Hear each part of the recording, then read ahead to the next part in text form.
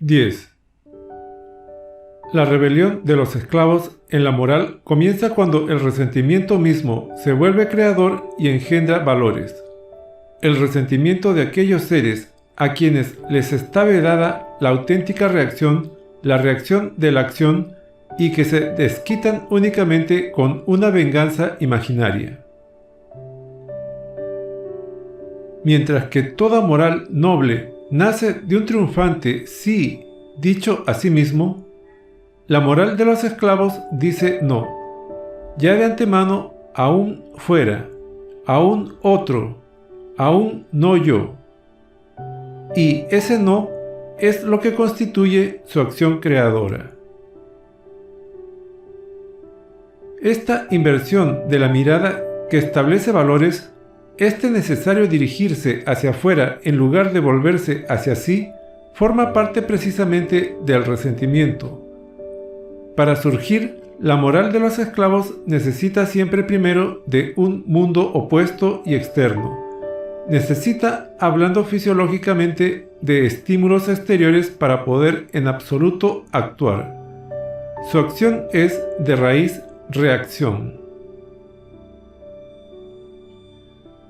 Lo contrario ocurre en la manera noble de valorar. Esta actúa y brota espontáneamente. Busca su opuesto tan solo para decirse sí a sí misma, con mayor agradecimiento, con mayor júbilo. Su concepto negativo, lo bajo, vulgar, malo, es tan solo un pálido contraste nacido más tarde de su concepto básico positivo, totalmente impregnado de vida y de pasión, el concepto nosotros los nobles, nosotros los buenos, nosotros los bellos, nosotros los felices.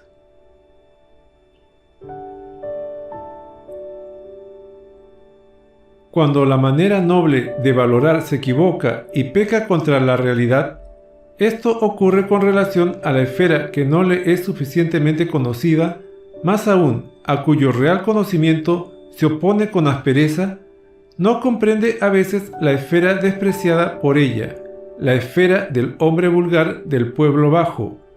Por otro lado, téngase en cuenta que, en todo caso, el afecto del desprecio, del mirar de arriba abajo, del mirar con superioridad, aun presuponiendo que falsee la imagen de lo despreciado, no llegará ni de lejos a la falsificación con que el odio reprimido, la venganza del impotente atentarán contra su adversario. In effigie, en efigie, naturalmente.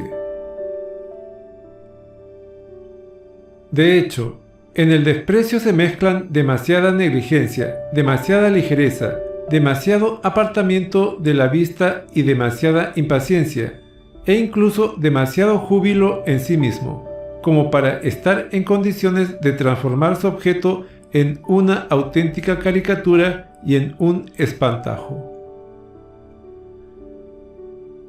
No se pasen por alto las náuseas, matices, casi benévolas, que por ejemplo la aristocracia griega pone en todas las palabras con que diferencia de sí al pueblo bajo. Obsérvese cómo constantemente se mezcla en ellas, azucarándolas, una especie de lástima, de consideración, de indulgencia, hasta el punto de que casi todas las palabras que convienen al hombre vulgar han terminado por quedar como expresiones para significar infeliz, digno de lástima. Véase celos, miedoso, deilaios, cobarde, poneros, vil, mojunros, mísero.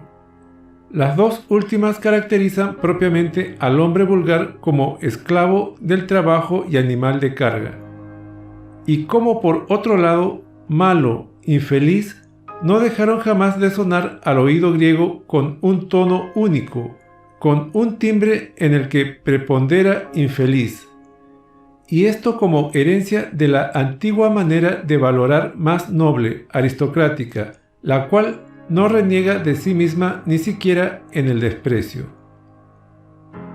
A los filólogos recordémosles en qué sentido se usan oisuros, miserable, anolbos, desgraciado, tlemon, resignado, distugein, fracasar, tener mala suerte, sunfora, desdicha. Los bien nacidos se sentían a sí mismos cabalmente como los felices.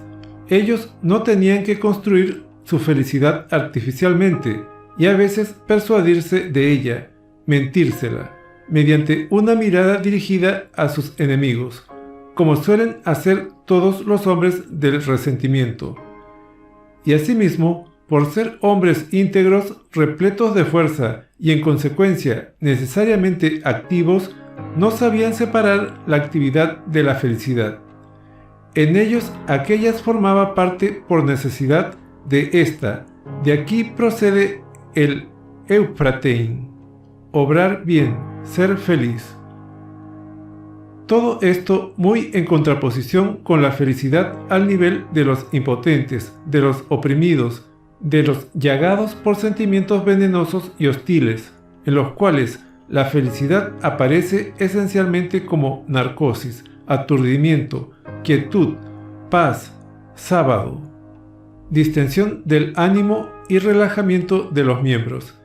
Esto es, dicho en una palabra, como algo pasivo.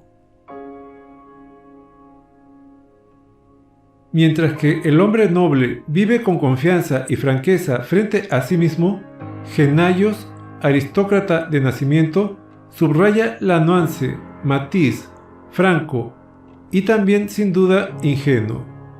El hombre del resentimiento no es ni franco, ni ingenuo, ni honesto y derecho consigo mismo.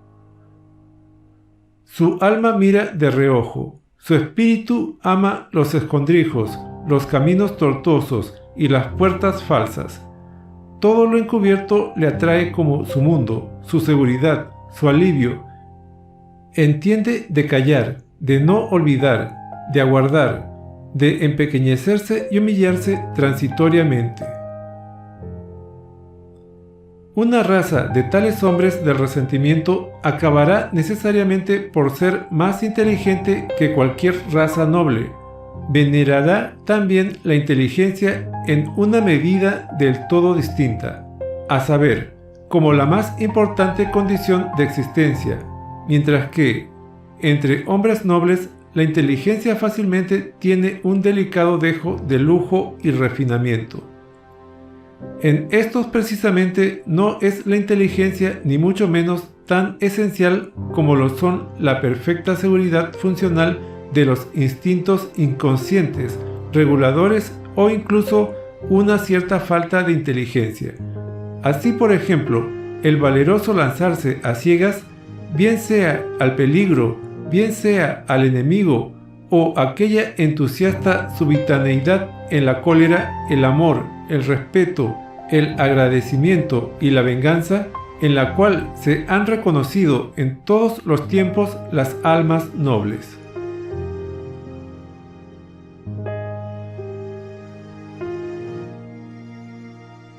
El mismo resentimiento del hombre noble, cuando en él aparece, se consuma y agota, en efecto, en una reacción inmediata, y por ello no envenena. Por otro lado, ni siquiera aparece en innumerables casos en los que resulta inevitable su aparición en todos los débiles e impotentes.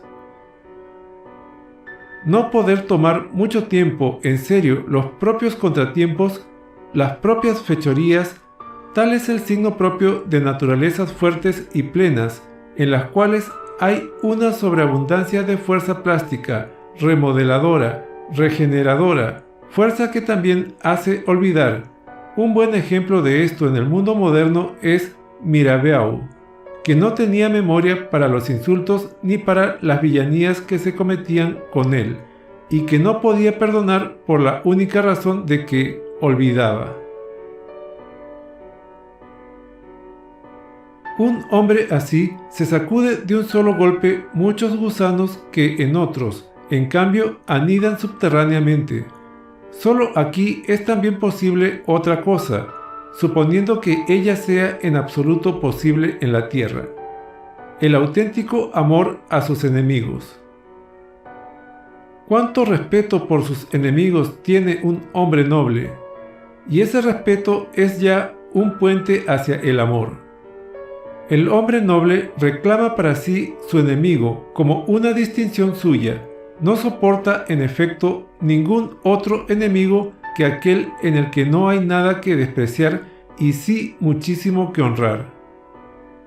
En cambio, imaginémonos el enemigo tal como lo concibe el hombre del resentimiento. Y justo en ello reside su acción, su creación.